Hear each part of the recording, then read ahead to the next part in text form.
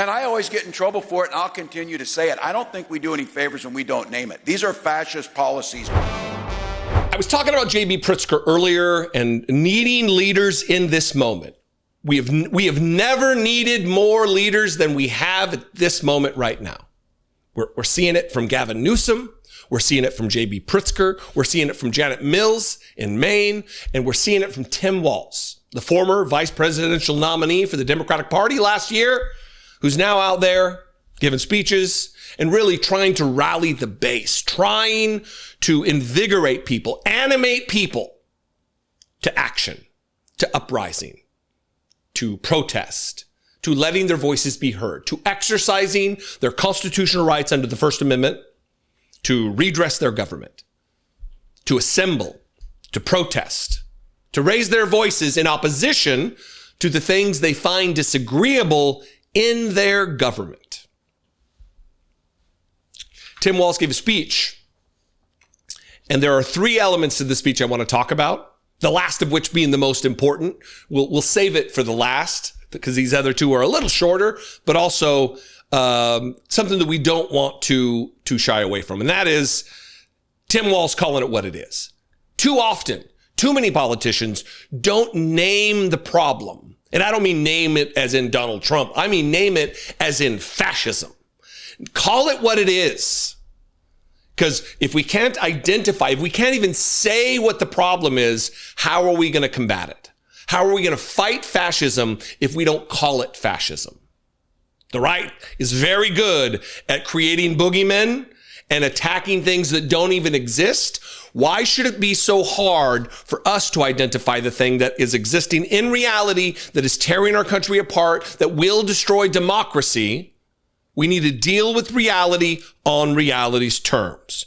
So in this first clip, it is Tim Walz with kind of a funny timbre to it, asking the question of how hard must it be to be a Republican, or how easy it must be to be a Republican versus what it is for us actually fighting. Watch this. We are strong. We are strong because we challenge each other. We are strong because we're held accountable. We're strong because we believe that there's a place for everyone here. Think of how easy it would be to be a damn Republican. Oh, what should I wear today? This stupid friggin' red hat. What should I say today? I don't know. Just make sure it's cruel. Who do we listen to? That guy. Oh, the felon in the White House? Yeah, listen to him and that will be fine. Now he's talking about burning flags. He's going to have flag burning or whatever. Because he knows there's a hell of a lot of flags with his picture on it that are going to get burned. There's a whole lot of that kind of crap that people are sick of. And I have to tell you, we can have our internal decision-making, our internal healthy debates, but I refuse to believe we do not have the luxury to fight amongst ourselves while that thing sits in the White House. Started with the funny one. The next one, if you follow politics, and I think you do, if you're here, if you're still here, certainly you follow politics. This is Tim Walz really talking about as a juxtaposition against where we are right now and where we would have been if his running mate, Kamala Harris, had been elected president of the United States. We would be in a far different spot. And this is a message for the independents out there who didn't vote for Kamala Harris, who are now suffering under the yoke of Donald Trump's fascism. This is for the leftists out there, people who call themselves leftists, who refuse to vote for Kamala Harris because apparently she's Benjamin Netanyahu and is conducting a genocide against the people of Palestine. All of that's nonsense. It was a binary choice. You either had Donald Trump or you had Kamala Harris. You're going to pick the person you think is going to deliver the least harm, that the best outcomes are going to come from. In a binary, that's what you do. You don't vote for a Jill Stein, who, where's she now? Is she out there advocating for policies? No, she's not. Where's Marianne Williamson right now? Is she out there on a speaking tour trying to get Medicaid for all? No, she's not. She's an opportunist. Many of these people are just that.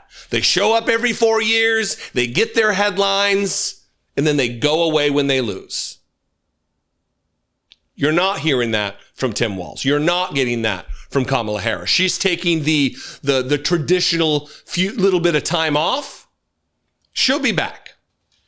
This is what he had to say about Kamala Harris and where we are now versus where we would have been. I tell you, the privilege of my lifetime was stand beside someone we know was the most qualified and would have been a fantastic president in a President Harris. And look, we wouldn't wake up every day to a bunch of shit on TV and a bunch of nonsense.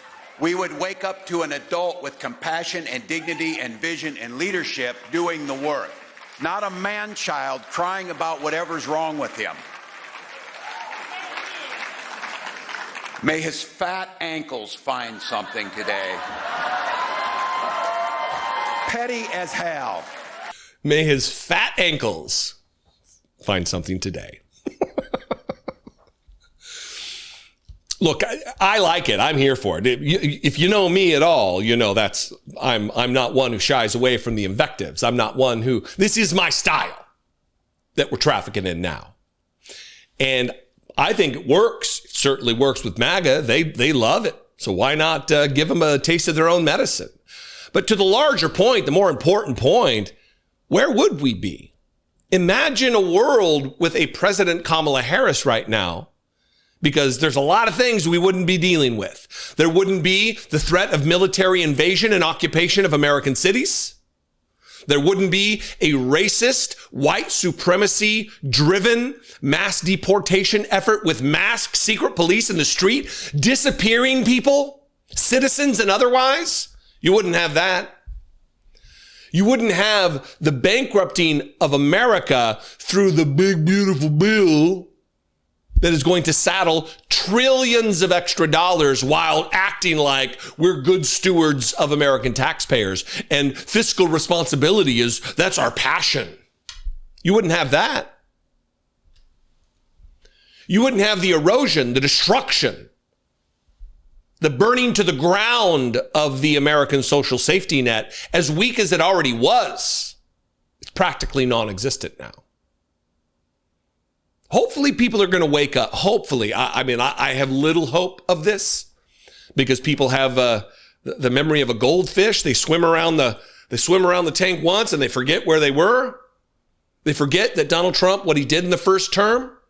They forget when he says he's going to be a dictator on day one. They forget when he's in the Oval Office yesterday saying many people are saying they want a dictator. And that leads us to where we began. Tim Walz calling it what it is. This is fascism. You say the word, you name the enemy. Here's that. But I am willing to say each and every one of us are unified around the idea that this cruelty must end. This slow-rolling attempt at undermining democracy, and I always get in trouble for it, and I'll continue to say it. I don't think we do any favors when we don't name it. These are fascist policies meant to take away our. That is what they are. So for all of you here, I welcome you to Minnesota. I'm grateful you're here. We know this is going to be, look, if democracy was easy, everyone would do it. And if democracy were easy, it would survive.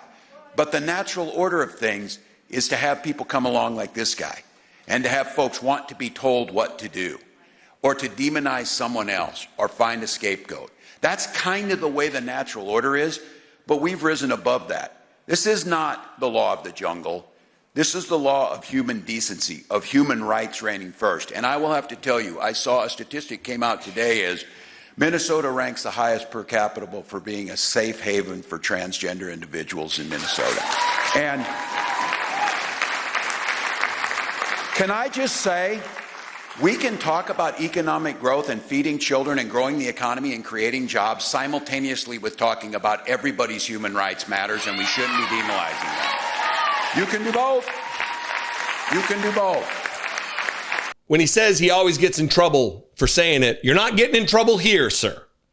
Mr. Tim Walz, Governor Walz, you're not in trouble here. We demand our leaders call it what it is. We demand our leaders stop voting to advance the agenda of Donald Trump, whether that be his nominees to be the ambassador of France, Cory Booker, or whether that be any other element of his legislation. No. The answer is no. We will not abide. We will not support. We will not advance fascism. Unacceptable.